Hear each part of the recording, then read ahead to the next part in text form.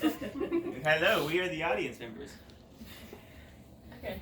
So, I never use debit cards. I only use credit cards. This way, if somebody does get my account number and charges $1 million, according to federal law, my liability will be zero.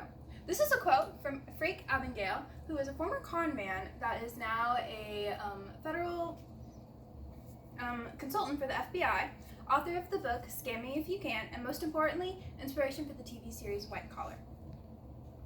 So, what is credit and why do we need it? This is a little bit of information I'm going to give you guys today. And so a little history on it is that credit was created in the 1950s by the Diner Club Incorporated. This is credit almost exactly how it is now as it was back then.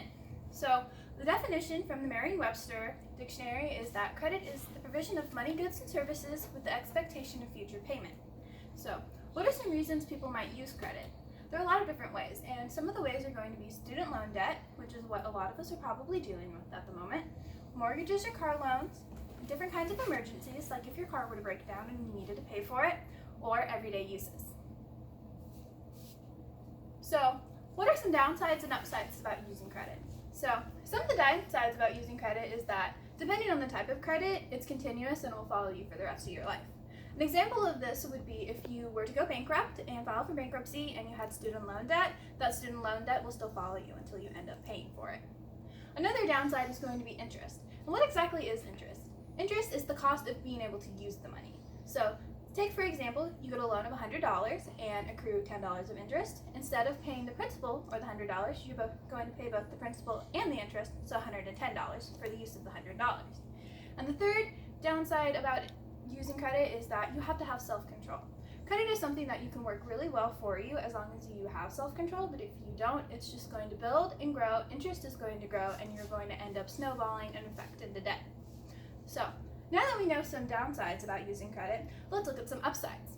Upsides of using credit is that there are a lot of different reward options when it comes to using them.